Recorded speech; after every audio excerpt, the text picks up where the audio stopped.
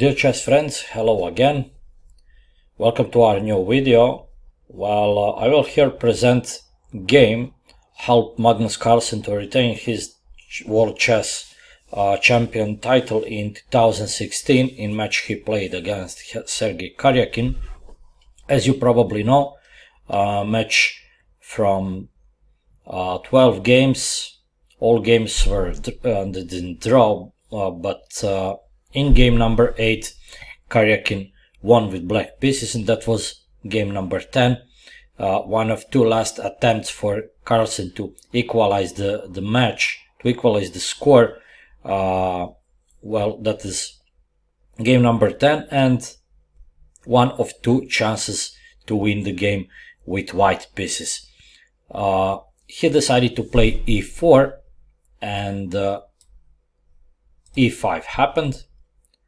And after knight f3, knight c6, bishop b5, knight f6, Sergei is ready to go for the Boroljub, but Magnus' strategy was to not to go for well explored patterns, so he decided just to go for peaceful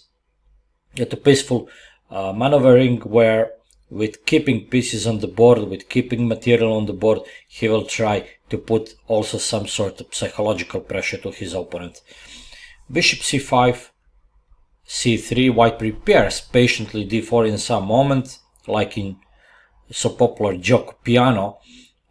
He delays the action with d4 for a time he will have all pieces perfectly active.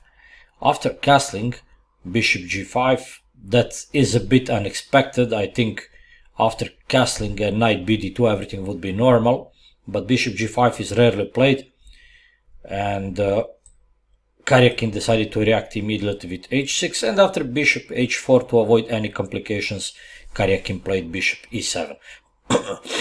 That's just a safe and natural approach, because, you know, black cannot forever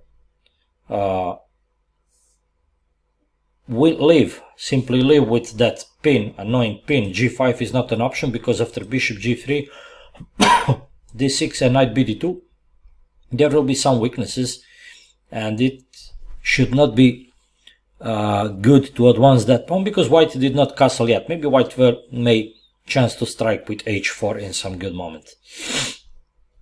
So black decided to go for the safest, bishop e7. He would be satisfied with a draw, evidently.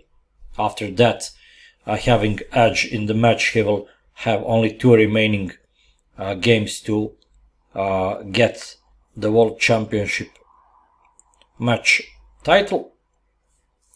So we can just understand his strategy to avoid any risk in that game. Bishop e7, castling. Here, bishop taking and b takes, knight e5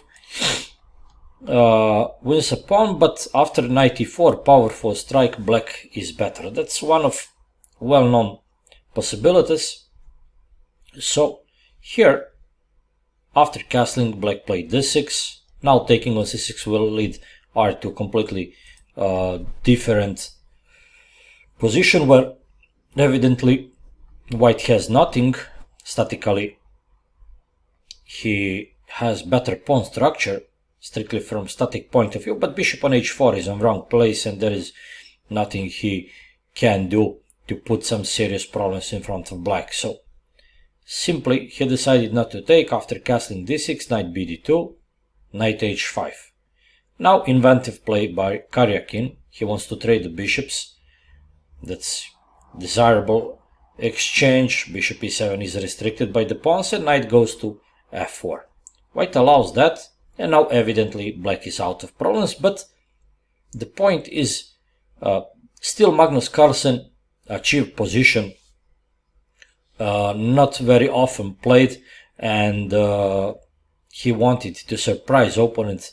That was his reason for choosing that opponent. Of course, I think here black is already better. After knight f4, simple and strong. f5 may be played, but still, after such variations, show later why Lester saw, there is possibility for him to organize king h7 with maybe attack on the with launching pawn g5, g4, but still looks like position more complicated. That's something white wanted to avoid. So black played knight f4, simple and strong. Knight e3, queen f6.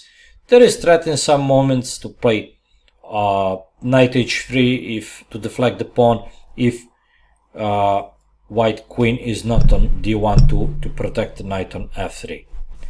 So after g3, normally knight h3, king h1, that's a bit passive, but okay, we should trust to Carlsen. Maybe he didn't want to play this because after knight e7 and knight g6 there can be some tactical shots of knight f4, and that's why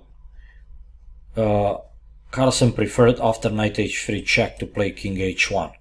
Knight e7, knight goes to g6 anyway, bishop c4, bishop goes to better diagonal, preventing f5 in some moment, and after c6 we can see that black prevents potential knight d5 if knight comes to g6. Bishop b3, eliminating some dangerous d5 advance, knight g6, and after that white played queen e2. Patient maneuver by Carlsen, a5, black wants to show some activity and Carlsen gains space there.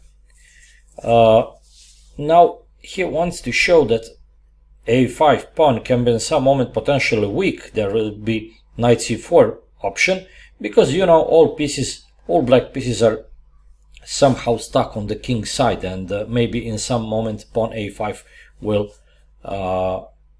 lack the support.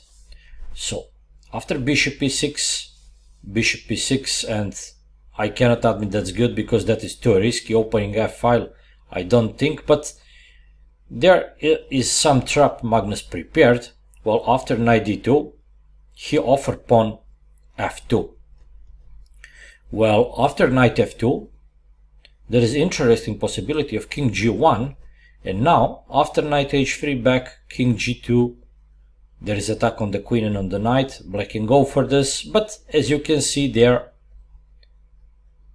it's not clear. Looks like black has some material advantage, some material plus rook and 2 pawns against the 2 knights, but the point is after queen g4 and let's say king h1, rook g1, knight f3, white may set strong blockade, and black was afraid white cavalry can occupy so important spots on the king side like f3, f5, g6 and so on. Well, Carlsen decided to play without risk,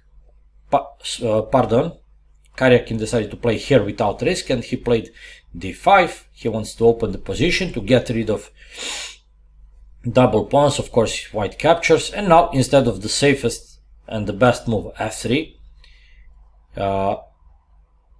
just to eliminate all threats, Carlsen decided again to provoke a reaction of Karjakin.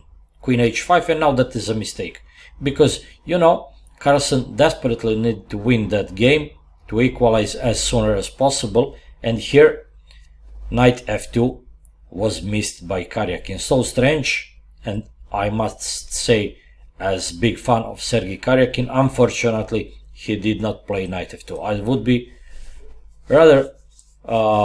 would rather like to see someone else on chess throne, but knight f2 did not happen. But maybe even that will not help Karjakin to reach the title. Who knows what's going on? Why knight f2? Well, after king g1 there is fine tactic queen g5, attacking the queen, offering queen exchange, attacking the knight, and if white takes, knight escapes and black is just pawn up with a better position.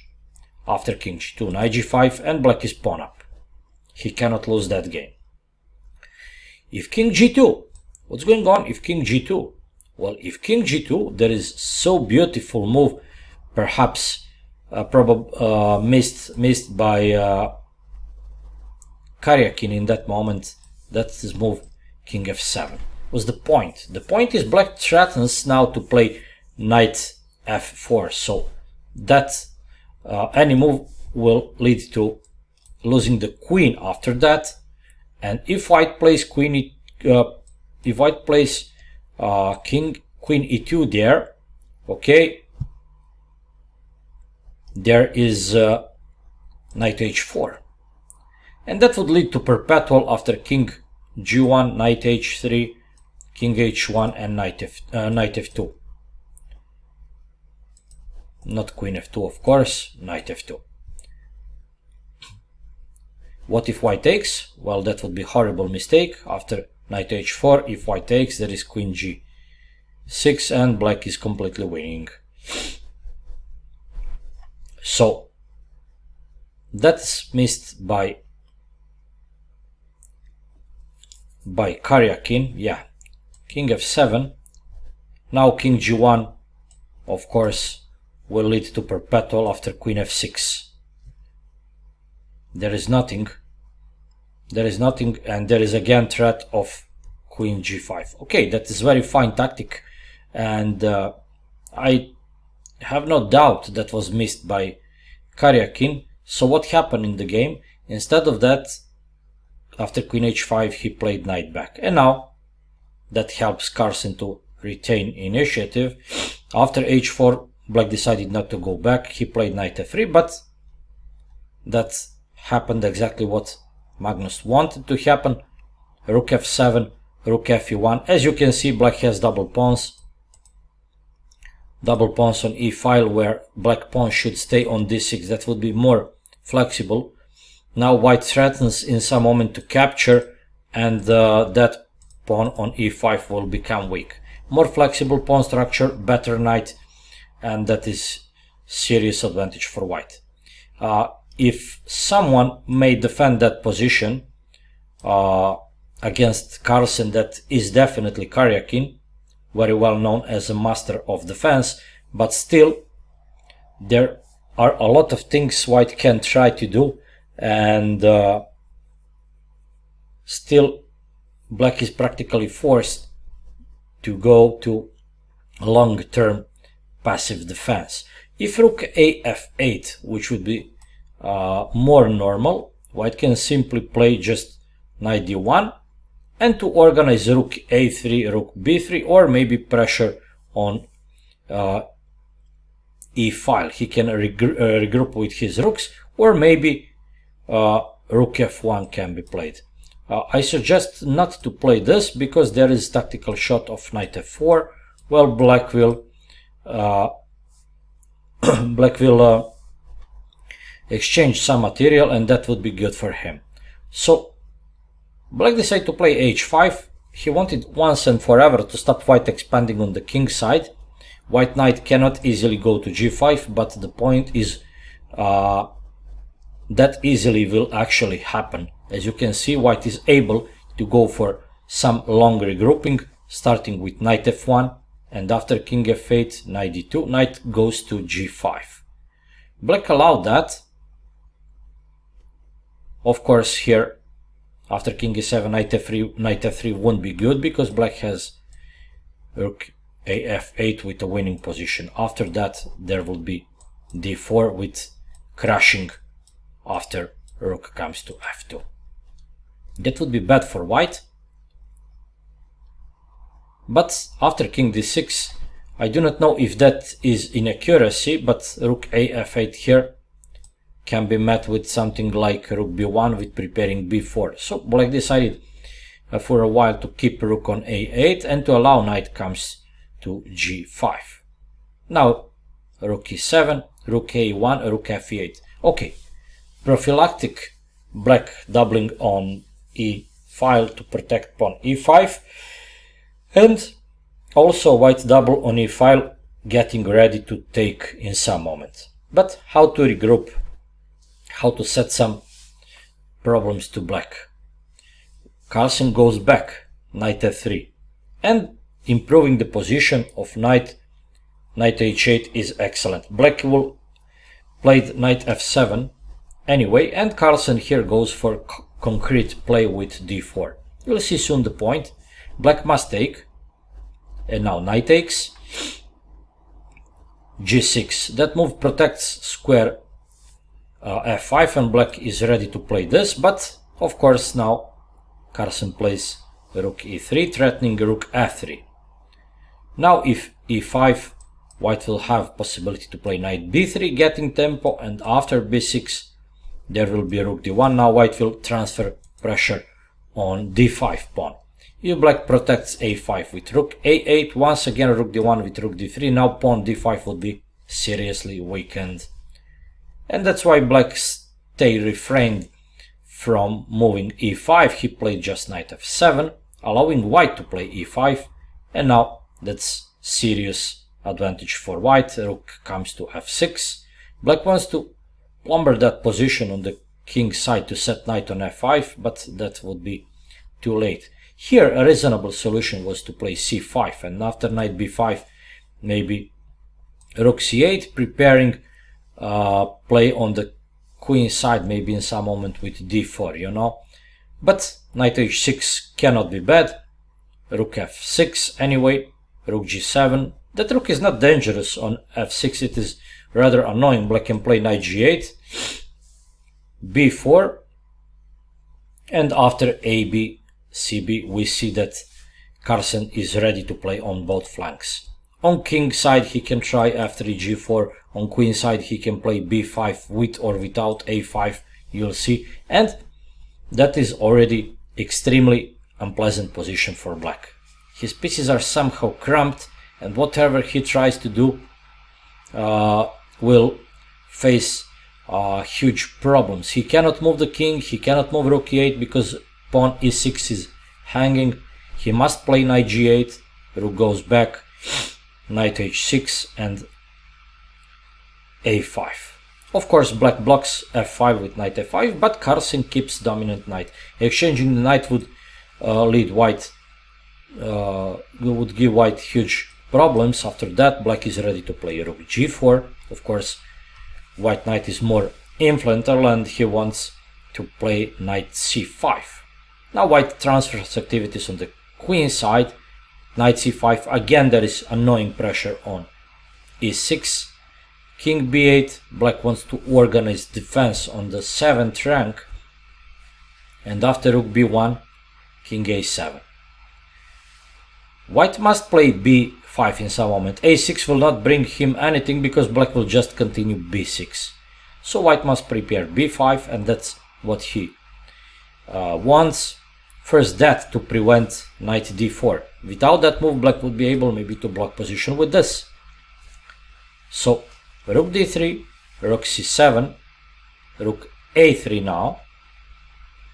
Now white is ready to play this, knight d4, rook d1, and now if knight b5, white switches to the king side, rook f3 with devastating rook f6 will happen. If rook g7, rook f6, knight c7, now we see that after f4, white can prepare king f3, g4, because knight from there will never be able again to attack that rook because pawn e6 will fall. That would be absolutely winning position for white. So that's why moved his knight back. And after rook king h3, white decided to prepare g4 in some good moment. Now f3, white achieved a lot. Rook f7 and even rook d4. Now something like rook a f8 will give black nothing because just rook d3 and that pawn is again under attack. So knight f5 back, rook d2, rook h7. Black wants to get ready to meet white g4. Now that's not possible because pawn h4 will hanging, but white uses the fact black pieces are somehow deflected, they are more oriented to the king side, and rook b3 is his choice, so he finally prepares b5 in some good moment. Well, now that is one of favorite Magnus' strategies. He likes to wait patiently for his opponent to crack while slowly improving his own position. And he was lucky that worked well that day for him. So rook h8, rook b1, rook h7, and finally b5. Black rooks are both on 7th rank and not so active, so there is not a move like rook c8 to undermine white knight. So after that, black must take, taking, and we can compare that position to some previous diagram, and you will see that white really achieved a lot. I think already black is in huge problem. His game is probably already lost because there is nothing really he can do. Rook b6 supporting paralysis, pawn e6 will fall sooner or later. Rook c7, black goes for counter chances with rook c3, but after knight a4 white keeps everything in control. Black activates the rook, but there is small tactics, and after that white takes the rook. There is threat of knight b5 and rook g8 knitting some mating net with rook g8, of course. After knight c7, king b8, knight b5, black wants to escape with the king. This move, rook f3, will not work because after a6 white will just win the game. So king c8 is the move was played, rook g6, and now white is 2 pawns up, 1 pawn falls, but extra pawn in that position is just enough to win the game. King g2, king escapes, king goes active, rook b3 and knight d6, that is the simplest. So the question is if that rook endgame is winning. Absolutely is, because white has active king and pawn h5 will fall inevitably. After rook goes to e3, white decided to advance, king c7, now capturing, and after rook d5 practically white forces black rook to go passive. It's not possible for black to go for any counter action because he can attack nothing, so pawn h5 must survive. But now Carlsen just activate his king. Black tried to move king to a6, where is nothing he can achieve. Of course, avoiding last trick, not king g6, because after rook g8 black still has chances to resist. While king f6, if rook g8 with counter attack, there is rook g5 and pawn h5 inevitably falls. In that moment, Carlsen won the game, Karjakin resigned, and I will say unfortunately, because once again, I will repeat, I'm a huge fan of Karjakin. Carlsen equalized the match and later won finally in time break. That was very well deserved win by Carlsen. That was one of his brightest moments in chess career, but still I cannot understand his decision of Karjakin. Probably he just did not see he can force draw after knight f2. To be fair, there was not easy after king g2 to find move queen f7. Maybe he simply was not programmed to go strictly for a draw. Maybe he was just maybe he just programmed his mind to play the best moves, and knight g5 objectively is not so much, let's say, worse move than knight f2, but knight f2 still should be preferred because that gives black at least draw. I hope, dear chess friend, you enjoyed that game. I wanted to enlighten that so important moment in chess history, helped Magnus Carlsen to retain his title, and I hope you will enjoy it in our next videos. Well, wish you all the best and see you soon with our new material. Bye bye.